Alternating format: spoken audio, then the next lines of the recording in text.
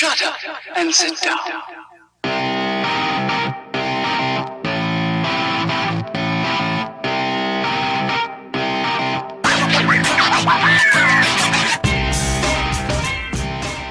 What's happening, guys? This is the Takeover Tuesday show. My name is Carlos Redlick. I got David Allen on the other side. What's happening, David? Hey, Carlos. How's it going? Another episode of the Takeover Tuesday podcast, and I am pleased to have Leonard Kim on today's show, and we can welcome him. Leonard, what's up, man? How's it going? Hey, what's going on? Good to have you. Now, you are a brand strategist, we learned, and you have a book on social media. You've done a bunch of writing. You are Quora's one of Quora's top writers, if not the top writer of 2015. And also, you have a very interesting story, which we'll touch on briefly, perhaps, of Will Ferrell photobombing your wedding. That was a fun moment. That's awesome. So yeah, man, we'll take it away. How did you get into the world of entrepreneurship?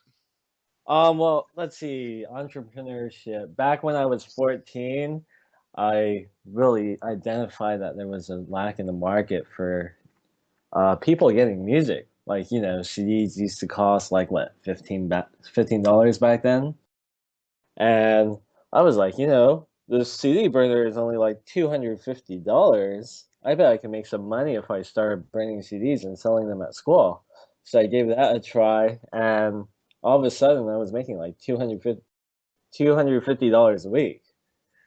I was like, wow, this is Nice. and Hey, you weren't even selling drugs. I know, huh? He's like, no. That was after. They got a free joint as they bought a CD. When I was like 15 or 16, I don't remember, but I got a job at Knott's Berry Farm because I was like, you know, I probably should go legitimate. I probably can't make a living off of selling these burned CDs forever, and less people are starting to buy them because they're realizing that, you know, you can just buy your own CD burner and make your own music and download it. Then I got this job at Knott's. My friend was like, hey, you should go sell yourself onto this park services position. I had absolutely no idea what park services was, but I was like, you know, I'll be the best at this job. I could do this so well. Then they're like, you're hired. Then they handed me a broom. I'm like, what in the world is this? I'm like, I just sold myself to be a janitor. So basically my job was to, like, you know, pick up trash, clean the bathrooms, bus tables. And I think I had another job duty, but I have no clue what it was. But the first week after work, I got my paycheck for 16 grueling hours of work. And it came out to like $87. Like, oh my this God. has gotta You were change. making more. Jesus. At 14, you were crushing it. Yeah. And then this happened. And I was like, you know what? I can't like get a regular job. I can't work on a salary. If I work on a salary, I'm never going to make as much as I did when I was 14. And I was like, I got to be an entrepreneur. Right, man. That's pretty awesome, dude. That is super awesome. And from what I've gathered just from reading about you and about your stuff, is writing has been a massive part of your success. Talk It has. about how you got into writing and so forth. Well, I got into writing about two and a half years back in May 2013. You know James Altucher, right? One of my friends was like, dude, you got to read this post by him. I'm like, I don't want to read this thing. And he's like, dude, you got to read it. You got to read it. You got to read it. And I finally clicked the link to open it up, and it was like huge because, you know, how his content just goes on like forever and ever and ever, right? It's like, I can't read this. He's like, dude, the guy's just like you, but he made it in life. You just got to read it. Just do it. Just do it. Just do it. Then after like an hour of negotiating, I'm like, okay, whatever. I'll read it. Then it was this post on how does it feel like to lose a lot of money quickly? I read it. I was like, whoa, this is me. This is exactly everything I went through on a greater scale, like 10 times greater than me. But somehow he made it through everything, and he's okay, and he's living life, and he's happy. What gives? Like, how does this even happen? So I was like, maybe I should start reading more of his content. So I started reading more of his content for a whole month, just read every single thing. And you read his content. It says, take action, take action, take action, take action. So one day I'm like, okay, I'm taking action. So I wrote one post. And for you, that was massive action. Then I put that up on the site. That month I got 102 views on that one post. The next month came around and some girl promoted my post to like 1,000 people. I was like, whoa, no way. Someone took interest in what I had to say and they shared it to a huge group of people. This is really exciting. So then I got really excited and I started writing. That month I got like 3,000 views. The next month I got like 61,000. Then went to like 150,000 to like 300, 500,000, something like that. I ended up Wow. the year with like 2 million views. So from May 2013 to December 2013, I had 2 million views. I picked up like 3,400 followers when I had three before. And I was named this top writer thing on Quora. And I was like, whoa, that's unbelievable. That's fucking cool. And how did you? I just kind of want to pop in because I was told about Quora about a year ago, and I was stupid. I wasn't an early adopter like you were. That's fucking sick. What was there anything that I mean? Did you just choose Quora, or were you just like?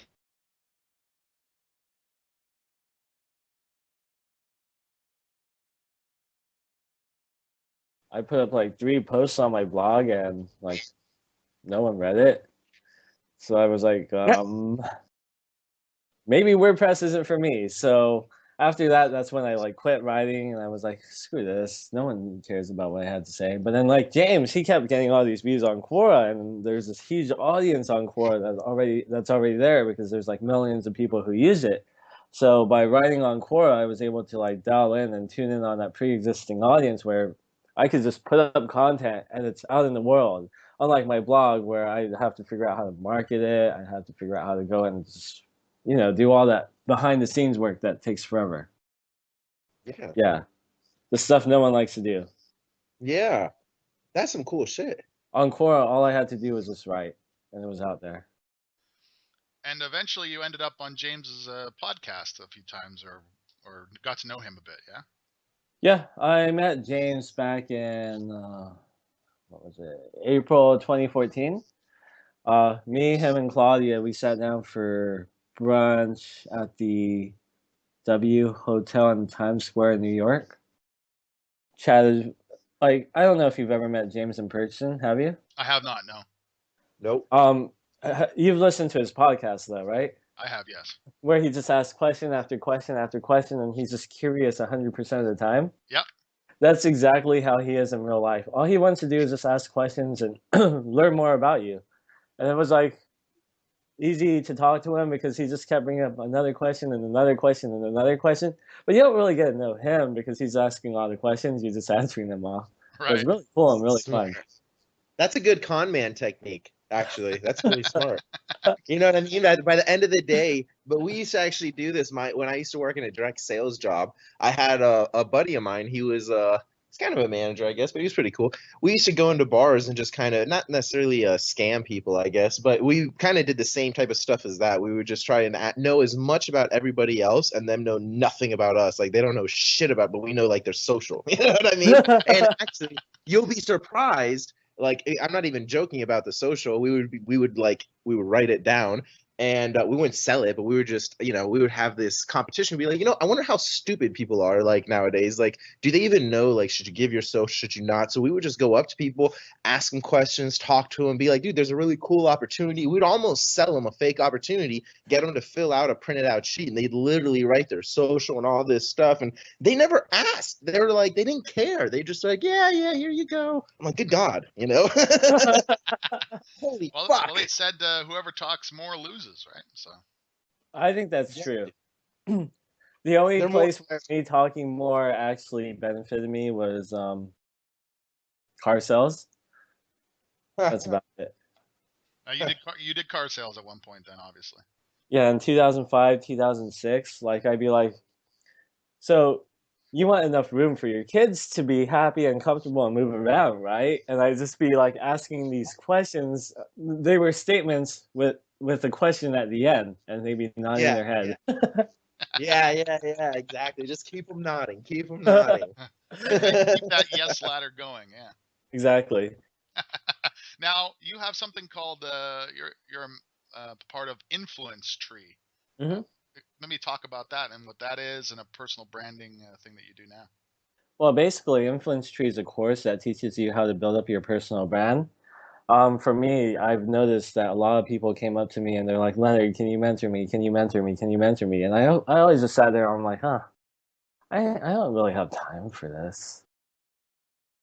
Like, I mean, I could help all these people, but it just keeps coming in like by the dozens and by the dozens and by the dozens because they've all seen how I was able to achieve my success and they've all wanted to duplicate it for themselves. And going on a one-on-one basis, it's like nearly impossible. And like when I was first starting writing, I was trying to make like enterprise software, and I'm not sure if you're familiar with big business, but when one thing goes wrong, then you're like 3 months, 6 months back, and you need tons of venture capital and all this other stuff. And I'm like, oh, this is way too overwhelming. I'm gonna quit this project. So that's what I was working on for a while. Then after I quit the project, I sat back, took a little break for a while, and I was like, all these people keep asking me to mentor them. Why don't I just do what the market told me I should do and create a course in regards to how to do this? So basically, from $99 every single month, we teach you how to do everything I've been able to do from, build your bios, build your headliners, write great content, get featured in publications, build a following, and all that other stuff. For higher packages, we either help you somewhat along the way, and for like this ultimate package that costs a fortune, we do everything for you. Okay, cool. And how many people are you working with? Well, I set up the program and started marketing it about December 6th. I think I have about 75 leads. I'm still qualifying to see who exactly I want to work with. That's And sweet, dude. I created those leads off of just 2 articles, one in Inc. and one in Entrepreneur. You have two. So these leads came from a post that you made in two, like an entrepreneur magazine. You said. I'm sorry. What was it? One's on the post in entrepreneur.com called, let me find the post name. I don't remember That's what it's called. Failure is not an option, or is it? The one true way to achieve success. I think that's how I found Oh, you, actually. Yeah, is that it? one generated a pretty good amount of leads for me. Probably half of And those. that's pretty sweet, man. And with like, so you're posting your stuff. Is it just on like, are you posting it on Quora alone, or I guess you're putting it on like all these other places too? Like, do you syndicate it with a bunch of other sites? I syndicate what I can when I have time, Yeah. but it's kind of hard to do that all the time. My other article is 5 things you can do to build a powerful personal brand. That one's in ink. They both generate around like the same amount of leads. They both do equally well. Sweet. That's really awesome, man. So you at one point you wrote this social media book too. What is called The Etiquette of Social Media, I believe. Yeah, I wrote that book in October 2014. Like, core is like the safe environment where, like, if you have a troll, then you report it to moderation, then they block them or ban them or things like that. But then once you write a book, you really go out there in the real world, and your content's on Amazon, and Amazon doesn't care if you get trolled or not. They let people make like 100 fake accounts and write bad reviews for your books and this and that. And like after I wrote my book, I was like, whoa, this kind of sucks. Everyone thinks I suck. But it was really just like 1 or 2 people just writing the same review over and over with all these fake accounts and convincing their friends to do it too. Oh wow. What a bunch of assholes, huh? Exactly. Who does that stuff? Yeah. Who has I don't time? know. People who So have no life. Yeah, people who are is not so, making any money, that's for sure. so what is it that you're so is your main business then I guess like what you said, you're teaching people how to get on social media and do all of their and get noticed and get leads and everything? Basically, like in the last 2.5 years, I've had over 10 million views on my content, and I have over 100,000 social media followers. So, I mean, like if you Yeah. take, let's use consulting for an example. Let's say you're a consultant and you're trying to land a gig at this at Walmart or Target or whatever, right? Right. Let's say you're a person A. Person A's got 15 years of experience in the field. He's done remarkable for company A, company B, company C. But when you look at his digital footprint, maybe he has like 212 connections on LinkedIn, no recommendations, maybe 23 followers on Twitter. When you Google his name, all that comes up is his Facebook profile.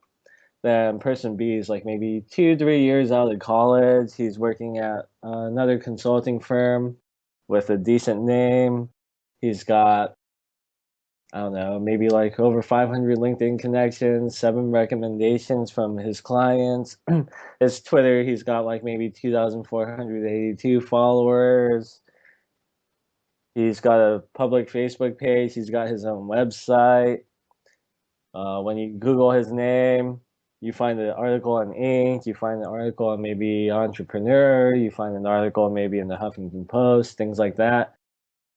I mean, time after time, if you're the person who's hiring for that contract, you're going to at least Google who you're looking for to hire. And let's say these are your 2 top candidates, person A and person B. 9 times out of 10, you're going to pick person B because they have more social proof. They've been proven to be experts in the field by publications. They have their own site. It looks like they know what they're doing, whether or not they do know what they're doing. And that impression just comes across, and it just makes things a lot easier. And that's the reason why I built the course, because there's a lot of people out there in their 30s, 40s, 50s. They have like absolutely no idea how to make that digital footprint because they missed the mark with the internet. Like me, I'm on the borderline cusp where I almost missed that mark with the internet, and I could have missed everything. But luckily, I got in at the right time and built that digital footprint in the time I needed to, especially with how the world's changing. Another example I could give is back in 2013, while I was just beginning to build my personal brand. I'm pretty sure I sent out maybe like 2, 3, 400 resumes for jobs. I think I had 2 interviews. Wow. In 2015, I sent 1 resume out, got 1 callback, got 2 interviews from my 1 callback, and got hired. It's like, it's day and night. Another example with this is I have this friend named Francis. He runs a modeling agency called Aston Models. He used to work at LA Models, so he has like some big time names underneath him. And like he has these professionals who are like flawless at what they do. They're like perfect behind the camera. Then he has these little beginners who have like big Instagram followings and things like that, right? They cost the same. He goes, Outlook, Guess, Nordstrom, which model do you want? They go through the model list and they're like, we want this girl. And he's like, why do you want this girl? This girl's like 10 times better and she's at the same rate. I mean, I don't want you to get like bad merchandise. Take the good one. They're like, no, we want this girl. And the reason they want that girl is because she has like 100,000 Instagram followers. Yeah, it's leverage, man. It's leverage. Yeah, and the world's just like changing to this way where people don't care about like who you are, how good your skills really are. They're really more interested in that social footprint because it's a proof of concept, proof of it brings validity to what your message is. Yeah, you're basically proven, to a degree. It's really interesting because I didn't do exactly what you had done because when I was younger, I was still in college or just getting out of college, and I was looking for a job originally.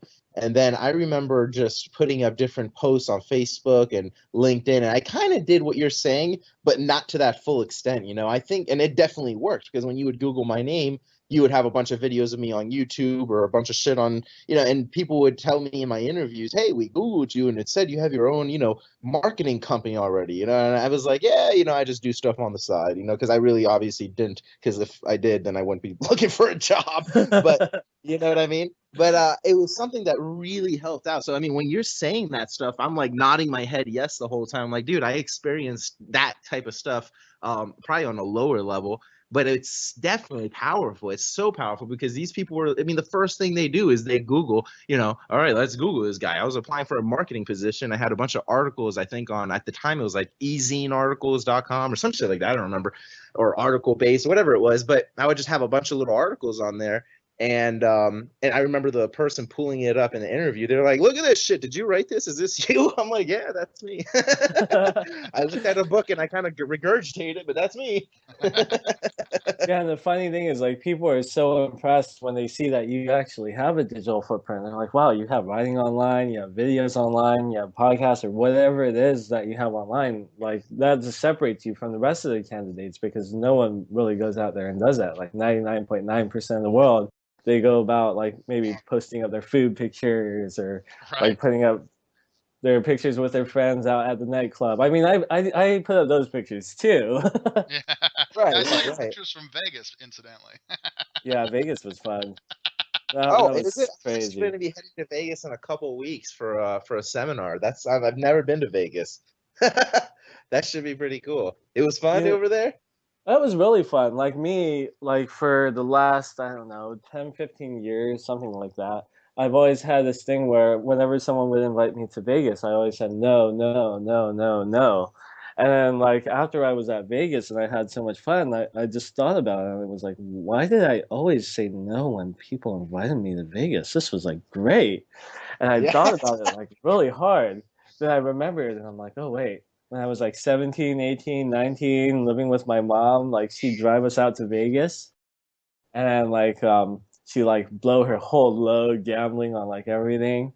And like we just and then we had to like sleep in the car because she wouldn't get a hotel room. Then we had to drive back and we'd be eating like rice and like egg for like 2 weeks straight because we have no money. And I'd be like, this is Wow. Vegas. Yeah, yeah. Yeah, this is You had Vegas. It's the bad fucking devil. experiences. Bad experiences anchored to Vegas. Then one time when I went as an adult, I think I was like 22, and the year before I made like six figures. Like I went to this guy invited me down because he wanted me to work at his company. So I was sitting like with this like really old, like 70, 80-year-old guy who was theoretically worth like millions and millions of dollars. Like he was like one of these people who like nickel and dime people, nickel and Oh, dimes everything in life. And like we had to go to the office most of the time. I stayed at my friend's house. The office was super hot. There was nothing fun around. And like the only time that guy actually took us out to eat, he took us to like the worst buffet in Vegas. The one that was like $10, $15 as opposed to like, the $40, $50 thank you buffets. for your guys. And then, like after that, I had this horrible image of Vegas, and I'm like, this is the worst place to be. I don't know why anyone would ever want to come here. But this last weekend, when I went out to Vegas, I used CES as an excuse to go, but I was partying with my friends who work with a company called Steelhouse. They got venture funding for like $49 million back in December, and they've been working on really branding themselves. So on Thursday night, we were over at Hakkasan. They bought bottles and bottles of like Dom, and like every single 20 minutes, they brought out more branding where every single person was like holding up a sign that said Steelhouse. Steve Aoki was playing, Lil Jon was there. Our table was causing more damage than Lil Jon's table. Lil Jon, go home. You out crunked Little John. We did. It was crazy. Then on Friday, like we went out to Omnia and they blew a ton of cash there as well. We had bottles, bottles, and more bottles there, and like they had stormtroopers come up to our table. Girl stormtroopers too. They were pretty cute. It was pretty interesting. That's great. I saw some of your pictures and I was like, yeah, he's having a great time. I can't wait to talk to this guy. He seems like a fun-loving guy. Now, you tell us a bit about the story. I sort of saw that it happened, but I didn't read the article because I wanted you to tell me about it. Will Ferrell photobombing your wedding pictures. Okay, well, I'm not actually married, just to Okay, clarify. I thought GQ would like revolutionize my dating life right, or like change it dramatically. It right. did because it ruined it. How did that, Yep, Well, how Bachelor. did that ruin it? it really did ruin it. But like, this is how it happened. Like 72 hours, or my friend had 4 days notice that Will Ferrell was going to be in town, and she needed to set up the photo shoot for that. She didn't have time to do a casting. She didn't have time to really do anything because when you have 4 days notice, what can you really do? So she put up a posted on Facebook. I looked at it. I didn't respond. When she had 48 hours left, she got a little desperate. So she probably went through her friends list, and she's like this British girl, British white girl. And I don't know if you know British white girls, but they don't really have that many Asian friends. So when she was probably going through her friends list, she's like, "Oh, I need to find an Asian guy. I need to find an Asian guy." And I'm pretty sure I'm the only one who was there. It So pays to be in a niche. They do say niche yourself down. they do. So she went and then she clicked on my name and she messaged me. She's like, "I know this is short-term notice, but we're doing this thing for British GQ, and we have this A-list celebrity. Can't say his name, but he's hilarious. We need a married couple to be in the shoot." And I'm like, I don't know if I can do this. I have to go find a wife. I have to go find a dress. I have to find like I'm like, what do I need? She's like, you I love basically that. need to find everything, right? I'm like, okay, I'm gonna do it. I'm gonna figure it out. So I go on my Facebook and I start messaging people, and no one believes they're gonna be in GQ. So like most people are like, no, no, no, this can't be real. This can't be real. This can't be real. The one girl's like, okay, I'll do it. So we start arranging everything and starting to figure it out. Then like when there's like less than 24 hours left, she flakes, so I have to bring in another girl. Then we're like, how in the world are we going to get a wedding dress? Then I realized that, oh yeah, my mom got married once upon a time. She probably has a wedding dress. So I had to borrow hers. The morning of, we went to Walmart. I was like, okay, I need to find something that looks like a diamond ring. Found one for like $12 at Walmart. Found another That's a wedding band for funny me for like $5. I'm like, yes, we got everything we need. We're doing the shoot. The next thing you know, like we're there, and the celebrities Will Ferrell. I'm like, this is cool as hell. So we're just like posing for the camera, and Will just jumps up behind us and like tosses confetti, and it's like the coolest thing. There's a video That's of it. cool. Oh wow, that's fucking awesome. You've totally got to put that on Facebook again so I can see it. That's awesome. Yeah, it's on British GQ's Facebook channel. I have to go looking for that. That is awesome, man. Well, that's some real resourcefulness too, to locate all that stuff and a stand-in wife and everything and get that stuff. You're good at getting stuff down, obviously. Yeah, only when I think it's going to be beneficial. Otherwise, I just do nothing. Well, for our listeners, we have a lot of business people listen to this, a lot of copywriters like Carlos and myself. What are some of the takeaways from your success that you think you could pass along to our audience? Some sort of succinct little steps they might be able to take. Well, for copywriters and people in business, like the first thing that I really found that resonates with a lot of people is when you look at nearly anyone's content, anyone's site, they all have this structured message where they're trying to paint themselves like perfectly. And like, I'll give you an example. Back about 2.5 years ago, when I started writing, I looked for the big names out there who were Asian. There were only two. There was Guy Kawasaki, that VC guy, investor. I think that's what he does. And there's Robert Kiyosaki, the guy who writes the Rich Dad Poor Dad books. And I'm like, huh, there's this complete void of the Asians in the market. Maybe I could fulfill that role. That was just a little tiny dot in the back of my head. I didn't think it would actually get anywhere, but it started building up. But like when you look at most people's content, let's use Gary Vaynerchuk for an example. Like, or who's that? Who's that guy who got really popular? Who's always surrounded by women? The guy who made money Dan from poker. Bilzerian. Yeah, Dan Bilzerian. Like all these people talk about like how great their lives are and how successful they are, but then like how many people could really relate to that? Like me, 2.5 years ago, I was like, I can't relate to this. I'm broke. I'm poor. I'm working at a job that I hate.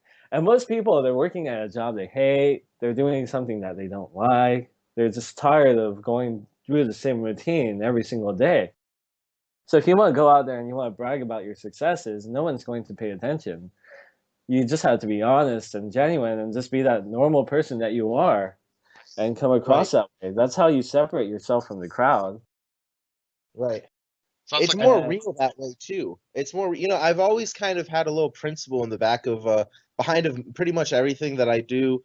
a lot social media isn't anything really, but it's showing appreciation and just being real. I think there's so many people, and you kind of hit the nail on the head when you're talking about a lot of these people bragging about their success and doing all this stuff. It's funny. There's a lot of that shit going on, and people try to copy that, and they're like, man, why don't I have the same type of fucking likes? I'm talking about how amazing I am. Why is nobody fucking following me? I'm like, because you act like a fucking egotistical asshole, dude. Like, you got to be real. So I think that's a really cool takeaway because it's something that I've tried applying in my own stuff, and it's something that's given me results. Probably the biggest thing is showing appreciation and just being cool for everything. Like, people would share my stuff. If I put out a post on Facebook on my fan page and somebody shares it, the first thing I do is I go to their page and I say, "Hey, yo, thanks so much, dude, for sharing it. I really appreciate it." Or when they'll send they send me a message or something saying, "Hey, that really resonated with me, that post. Thanks so much." Send them a quick little video saying, "Hey, dude, I really appreciate that. Keep crushing it, keep kicking ass." And stuff like that is really huge, dude. So I think that's a big takeaway for anybody listening to this, that he's really right. I mean, a lot of people, people, they don't relate. If people want to be like other people that are themselves, or people that they, I guess, want to be like, if that makes any sense. But you've really done a good job at making yourself relatable, I guess. You know what I mean? You talk about your job, that, you worked a fucking a sales job, you didn't even like this, and you're a real fucking human being. You know what I mean? Yeah, and a lot of people miss that mark about being real. Like, for example, like Dan Bilzerian, like he's always out doing these crazy things with a lot of these hot women. Like me in 2008 to 2010, I used to go out to like nightclubs every single night. I used to live in Hollywood in this place that was like $4,000 a month, which is like what, a $1.3 million place. And then like Yeah. I used to like brag about all that stuff. It didn't really build my following. It pushed my friends away and made them want to disassociate with me because it looked like I was bragging all the time and I was this Yeah. egotistical guy. And instead of working in my favor, it worked against my favor, and it pushed the people who were close to me further and further and further away. Right. So, like, I think if you talk about the success, even if you have that success, it's just going to attract the wrong crowd, because what type of person is really following Dan Bilzerian?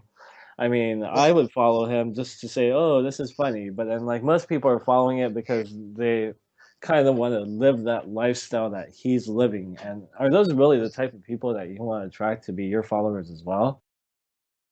Yeah, exactly. Because It sounds like it's something like you've been able to adapt to the changes. So maybe you were putting out that stuff and people weren't giving you a lot of cool props because they're like, "Oh, well, this guy isn't relatable anymore." And it sounds like you were able to actually do that and do something other people don't normally do, and just fucking develop it and be like, "Okay, well, maybe I shouldn't act like a dick anymore. I should just change this up." Like, that's really cool. I've actually been talking to a couple people that are kind of in that period now where they have to switch over. They're like, they're actually being self-aware about it. They're like, "You know what? I used to have a bunch of fucking little followers. He started getting a little bit of success, and he's starting to post, pictures of him on his fucking ski or his jet skis, on his little cigarette boat or whatever the fuck it's called, and doing all these cool things. And people may like it, but some of the posts now have changed from being helpful and advice and appreciative to like, hey, if you're not doing this, you're a loser. You should just go get a job. Fuck everybody else, this." And it's more like insulting, like, "Fuck you guys, I'm the man." And he was like, "Dude, everybody stop fucking liking my shit and following me." I'm like, yeah, yeah. And then I think he's kind of at the point to where now he's trying to change that up, and he's like being more self-aware. It sounds like that's something that may have happened to you a little bit too. Is that kind of right or no?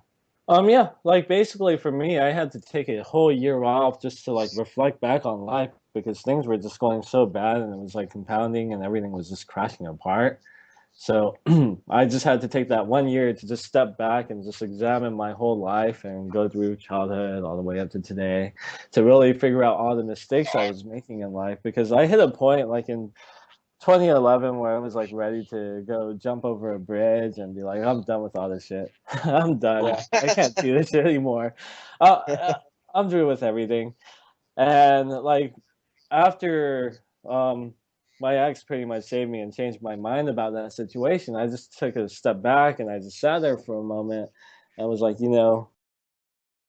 There has to be a reason why I have no money right now. There has to be a reason why I have no success. There has to be a reason why I worked so hard my entire life and I ended up with absolutely nothing in all this debt. Like, what the hell did I do wrong?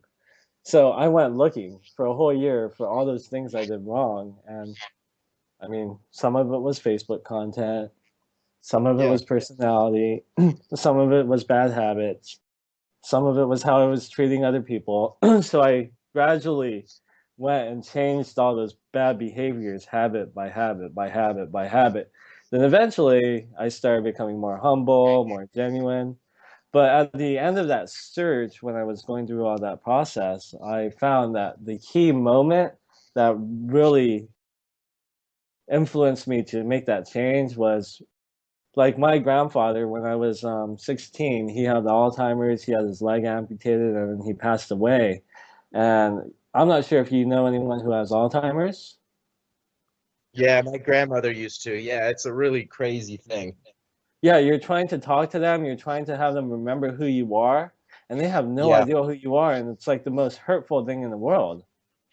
yeah, And I, yeah. like That I is. felt I felt that way, and I was like, I don't know what to really feel about this. So eventually, I like forgot about who he was, and like pushed all his memories out of mind. But when I went through that reflection process, I was able to see, like, how he raised me, how everyone loved him, how he used to volunteer at the school cafeteria, how whenever he met anyone, they would always smile and be happy and be glad that he was around. And I was like, he raised me to live my life like him, but here I am living the exact opposite, where I'm only looking out for me, trying to take care of me, trying to do everything for me, and not really focusing on anyone else. So I switched my philosophy around to more, how can I help you? How can I help you? How can I help you? Then that's when everything just started falling in place. Another thing I learned with writing is you can put out the best content out there that would cost like $10,000, and people would be like, wow, this is great, but no one's actually going to take action on doing it. So if you have those hidden secrets, you should just put it out there, because no one's going to take action on it. They're still going to call to you for your advice on how to actually get it done, so you Right. can still make money from it. That's It's like so. the weirdest thing. Yeah. That's so true. Yeah. I think we've all That's so experienced true. that. It's so funny, well, right when you say that, again, I'm nodding my head yes, because I'm like, I put out so much stuff for copywriters that it's like I don't even know. I'm like, should I think of anything new? Because like I teach copywriters how to get more fucking copywriting clients, and Hmm. it's something that's really so simple because I've done it myself the last 8-9 months, and I literally just tell people like for free on my Facebook step by step what I do and what I've done. And it's like I think only one person that really sticks out that I've never met in my life. He listened to one of my podcasts and he's like, dude, I did exactly what you said, and now I've got a full-time income as a copywriter, and I don't even need to fucking do shit. And I'm like, wow, dude, that's fucking amazing. So I just screenshotted that, put it on my Facebook, and I'm like, dude, this kid is fucking rocking out. And now it's so funny because literally I've said, hey, I'm gonna throw out a $97 product, and I put like my bullets or what I'm like, here's what I would do, here's what you'll get type of stuff. And I'm like, dude, everybody's saying they want it and I love it, thank you, but it's already out, dude. It's like Yeah. just scroll through Facebook, it's all there. It's already there. I think Yeah, I that's think just like my course content. I mean, it's all there online. You can go Google, you can start searching, and you'll find everything, but people don't want to go look for it. right. They don't want to do Exactly, any work. exactly, And that's like exactly. as copywriters, that's one of the things when you learn about copywriting, you learn to take out all those words like learn, work. It's going to take you a while. Any of that kind of stuff, because people just the answers are very simple, but they're not easy, and people don't like to do the work. As a Yeah, I mean, copywriter, I add those words in. Yeah. I'm like, you're supposed to remove those, but I add those because I'm like, you're you're not signing up for my course, you're not sitting in through the program, and you're not going to do nothing. Like my course, it's like you watch a video, you read a transcript, then you get like 2 or 3 actionable things that you have to do every week. And if you don't yep, do that work, or if you fail at it, we don't pass you to the next video. Now that that that's So awesome. that so we becomes a thing force about people to get results. yeah that How do becomes a you do that? that becomes a That's thing about fucking cool. positioning too. Like let's say video one's like, how do you make a headliner, right? Right. So I'll get into detail of exactly all the things that you need to focus on to build a headliner. And what what I do is after they watch the video, they have this homework assignment where it's like make a headliner, implement these things.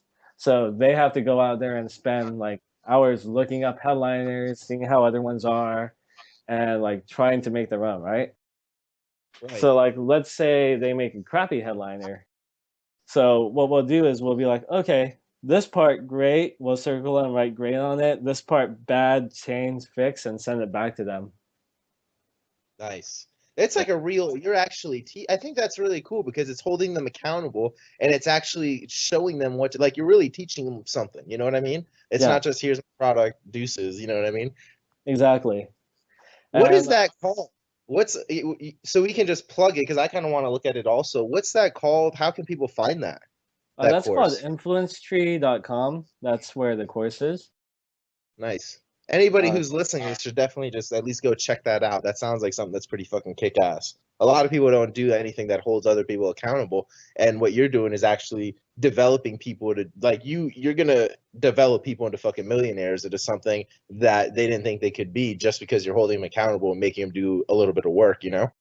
Basically, and one of the things that I saw, because there's a lot of training courses out there, is some people they open up the course to like everyone, meaning like let's say you go in, you're this really motivated person, you could watch video 1 to video 52 all in your first week.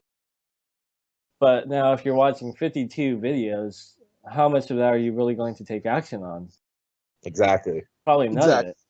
Exactly. You're getting all this knowledge, you have information overload, and you're just stuck. Other courses, they do maybe 1 a week, but then they don't give you that actionable plan to get you results. And other courses are cheap and informational, but then they don't have that call to action to go out there and do it. So every single one is like missing this component to actually go out there and push people to actually build whatever it is they're supposed to be building. But with our course, we differentiate ourselves because we kind of force people to do what they need to do to get to the next step. Yeah, it's basically like a portable mentor. Yeah. I bet you that helps. I've used a bit of that myself from time to time. I know that probably helps with your positioning too. It does. It helps a lot. Because you're getting the people that really want to actually do it versus tire kickers, freebie seekers, or whatever you want to call it. Yeah, I mean, if someone has like 10 grand a month and they want to blow it because they're like, I don't want to do this stuff myself. It's way too hard. It's much harder than it sounded like on the video when I tried it out. Right. I mean, I'll take 10 grand and do everything for them. Yeah. Why not? Exactly. Well, I think it was Gary Halbert, whose name comes up from time to time on this podcast, who said he would give you a refund if you just sent in, your papers, like your business license that you registered after you got his marketing course, whatever. Yeah, we'll give you double your money back. Just send your business license and all the paperwork and the ads that you ran. And if you just send us that simple stuff, then we'll give you the refund or whatever. Of course, No one by did. holding people accountable. Yeah. That's some funny shit. I remember listening to that, actually. I remember hearing him say that. He's like, a double your money back guarantee works like fucking gangbusters, because if they want a refund, fine, give them the refund. But if they want to claim that double your money back, okay, cool. So in the beginning of the first chapter, it says, get a business card, get a letterhead, get whatever. Just like he said, just go ahead and fax that over and we'll give you double your money back. If you're like, oh, fuck that. That's too much work. We can do that. I haven't canceled one of my dental insurance plans. I have like 2 dental insurance plans now, and it's been like that forever because I don't know how to cancel. They want me to fax something. I don't know how to use a fax machine.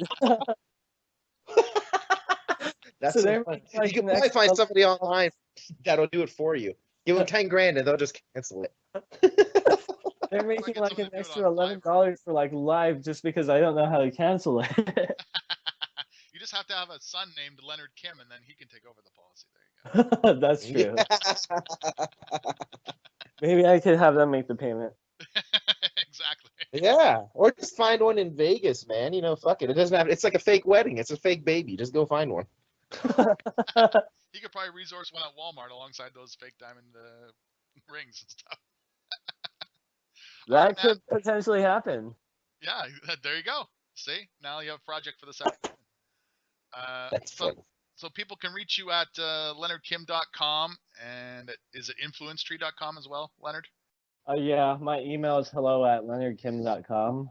If it looks like anything that resembles a pitch, I'm deleting it.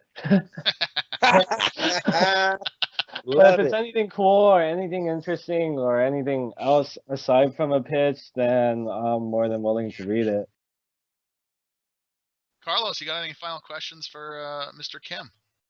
No, you know what, dude? I think it's really important to know. Before we kind of started recording, or maybe we did, I don't know. I asked him about, what some of the stuff he did, and we talked about his overnight success, and we were laughing because everybody talks about his overnight success and everything, except his overnight success may have taken a few years. You know what I mean? So I think one of the things that I've kind of taken away, and you haven't said it directly, but you can kind of tell just through the actions that you were describing, is that consistency still pays off. You know what I mean? You're still consistent in your actions. You're putting out good shit, and it may not have all taken off in one time, but you didn't give up. You actually kept on pushing forward. So I think that's a really big fucking takeaway that people have to look at. Whenever we do these kind of podcasts, I mean, there's stuff that the other person will say that's something you got to write down and take. But I think it's really cool to take away the behavior of that person, because that's really what carried them, I would say, to success. And your behavior is pretty top notch, dude. So I think that's something a lot of people should try to, replicate, mimic, adapt, whatever the fuck you want to call it.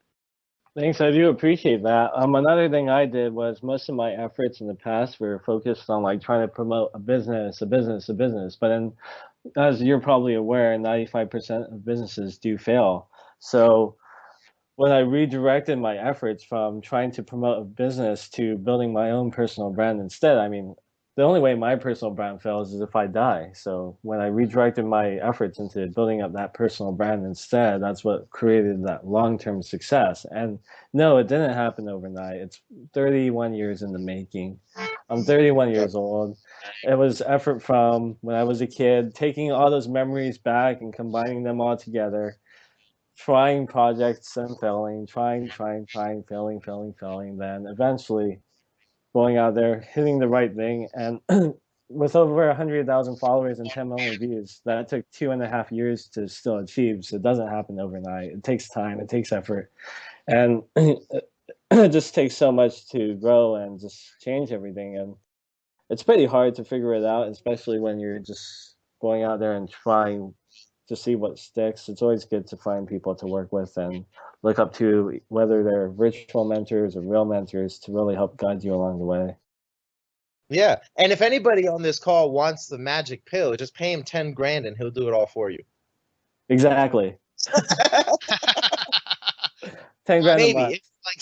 Maybe. We have to add a month in there. Someone's going to be like, yes, this is it. My golden moment. Yes. Mom, let me get 10K. Mom, I need 10 grand a month. Yeah. Come on, it's really important. It's really, really important. We only make 2 grand a month. Well, I want to really thank you for coming on our podcast, Leonard. You gave some great stuff here today, and people really got yet another inside view of how someone who's really taken off has done it with just a very simple progressive steps. If they listen to this back, they'll see the progressions you made all the way up. And like you said, it's simple but not easy, perhaps. You just got to take some action. Exactly. And I do thank you so much, David and Carlos, for having me. It was a pleasure. Awesome. Carlos, awesome, dude. Always a pleasure, of course, Carlos, to co-host with you. You have any closing remarks you'd like to add? Oh, I don't know how to close these things, dude. That's your forte. That's why I'm just the right-hand man, and you're the real man in this show. I want to thank everyone who's contacting us and showing support for the podcast, all the great guests we've had on, including today's Leonard Kim. And also, I'd like to thank Ben Sound at bensound.com for the intro and outro music. And that closes another show. We'll talk to everybody next Tuesday. Awesome. That was great.